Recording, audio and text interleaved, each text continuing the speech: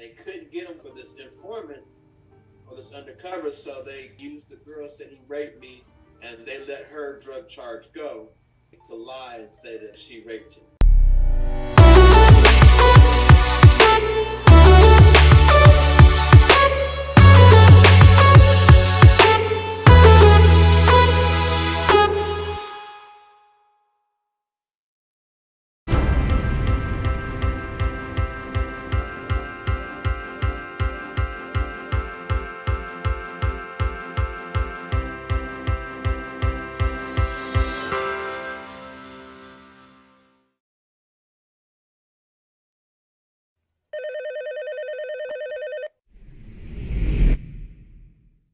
Thank you for reaching out to BECP. My name is 𝗃𝗵𝗶𝘀, and you are? I'll take 𝘃𝗵𝗶𝗀 with World Conscious Movement. All right. Thank you, Mr. 𝘃𝗵𝗶𝗀, for reaching out to BECP. You obviously have a story to tell, so share your story, fam. Bless us with your story.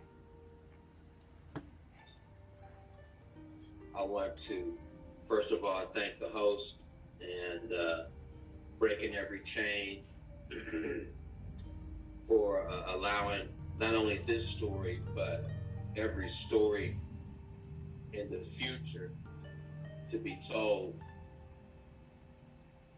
There is a parable that says they overcame the enemy by being bled for and by the words of their story, or their testimony, whatever, their experience, their strength, and their hope. But tonight, World Conscious Movement has allowed me to come in and share my story. My story is about a falsely accused prisoner.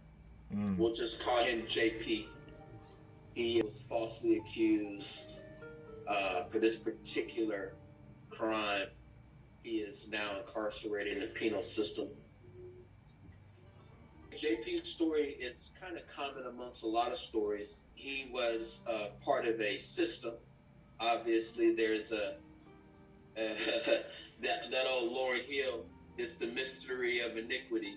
I don't know if y'all have got to heard it. Yeah, I know y'all heard that one. The whole system is obviously in place to steal the next leaders. Right. And so the penitentiary is the end game of what they've been doing from what I'm about to tell you. JP was the middle child, and sometimes for a middle kid, they don't get the spotlight. They're not the baby, they're not the oldest.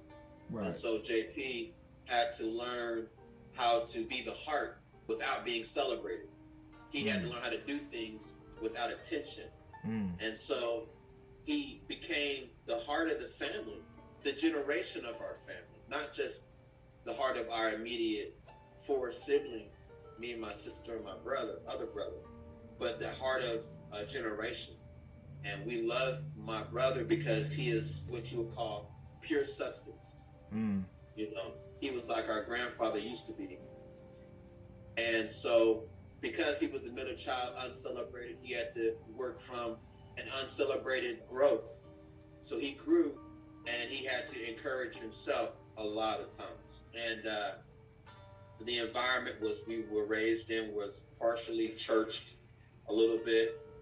We were very independent. My mom had to work, so I took care of the house, and cooked and kind of cleaned the best way I could.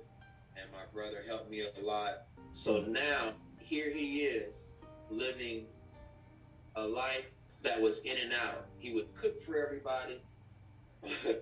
He would cook these dinners for everybody. It was the funniest thing you ever seen. He would get pineapple and chicken and throw parties. He was the heart of the family. Yeah. But he also had this thug side to him, because we never had the guiding force of our father, and he never had a chance to give us his legacy. Okay. So what he gave us was his name. So on the streets, we were like, oh, that's the Pittsburgh boys. So his legacy was we were motivated to be trap stars and to thug out and to be everything that we could be, because that was the name we had to live up to. Right. So me and my brother, my dad's gone, we're trying to live up to the name of a man that's thug, gangster. He, I hate to call him a murderer, but he was. Okay. He's a changed man now. He works with the state. He does great things. He helps men get off the streets and everything. So he's giving back big time. Good.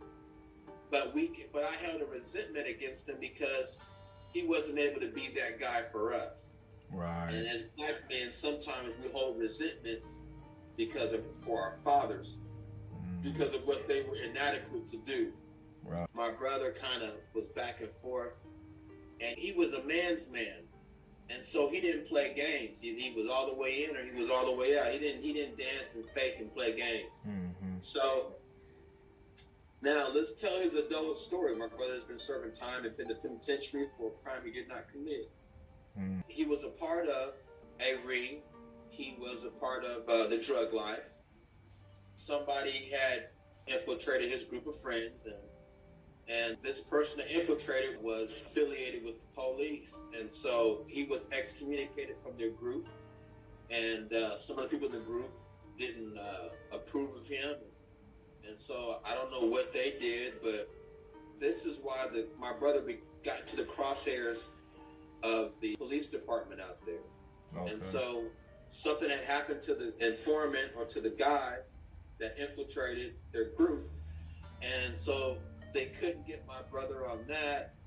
And so you know how women are out there, and they'll chop you for whatever out there doing drugs, and absolutely, and yeah. And so my brother knew a girl that would always pay to play with the drugs. Okay. She would play, and they would play, and the drugs facilitated with them playing.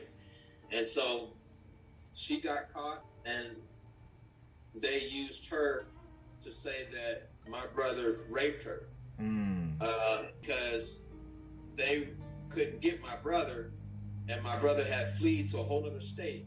Okay. And they came over state lines, and with masks and everything at 3 a.m, surrounded the house just to come get him. And they couldn't get him for this informant or this undercover, so they used the girl, said he raped me, and they let her drug charge go to lie and say that she raped him. They had no DNA. Oh. There was no gun. Matter of fact, they drew a picture of the gun in the courtroom. The prosecutor drew a picture of the gun and said, "This is the gun." Wow. Imagine you getting found guilty over a picture that was drawn on the whiteboard. Wow, that's deep, bro. A picture of a gun. There was no gun found. There was never a gun. His DNA was not. There was nothing. They found other men's DNA in her and on the rape her, kit? but not my brother's. It was the rape kit or something? It was a rape kit, yeah. And they found other men's DNA and not my brother's. Wow. And so they were trying to hit him with a robbery and a rape. And so they couldn't get him on the robbery. The jury came out. It was a hung jury. And the judge just drugged the jury and said, "Y'all got to make a decision. Go back in there." He made them folks go back in there until they came out with the guilty verdict on something. And the crazy thing is, I don't even know why, we thought it was such a slam dunk. We allowed this goofy public pretender to stand up for my brother. Little did we know he was having conversations with my brother and had his cell phone on speaker so the prosecutor could listen to what my brother was going to say in response to the questions. This public pretender did that, and the prosecutor was listening to how my brother was going to answer the questions. So when it was time for my brother to take the stand, they tore him a new one. And so it was a slam dunk. Obviously, no DNA, no gun. They draw a picture of the gun. All this was it was a no-brainer. This guy's not guilty. Right. So there were so many smaller moving parts to push the prosecutor so her percentage can go higher. So she can obviously leave from the prosecutor's seat to go higher. This is what took place with this prosecutor. And so, falsely accused, there are so many moving parts with the prosecutor and the public pretender that after my brother's appeals decided upon, there were technicalities that had nothing to do with all of the new evidence that was given. There were other technicalities to stop it from being appealed. So he couldn't go before a trial again. And so he ends up sitting in the penitentiary for about 13 years now, being falsely accused. But I've never met a man who has reinvented himself. Right? JP has reinvented himself from the mental health. And when I say mental health, I'm not talking about somebody crazy. I'm talking about me and you. The dynamic of our healthy mind, just like your body needs to run, just like it needs water that has a great pH balance, just like you take vitamins, your health is important.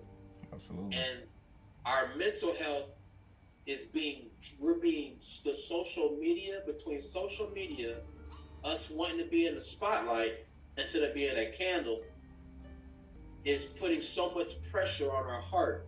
And when I say be in the spotlight, some people want to be in the spotlight. And everywhere they go, they want the spotlight to be on them. But instead of wanting the spotlight, just be a candle and create your own light. Right. Create your own virtue. Create your own moves. And then you'll radiate that light and give light to everybody else.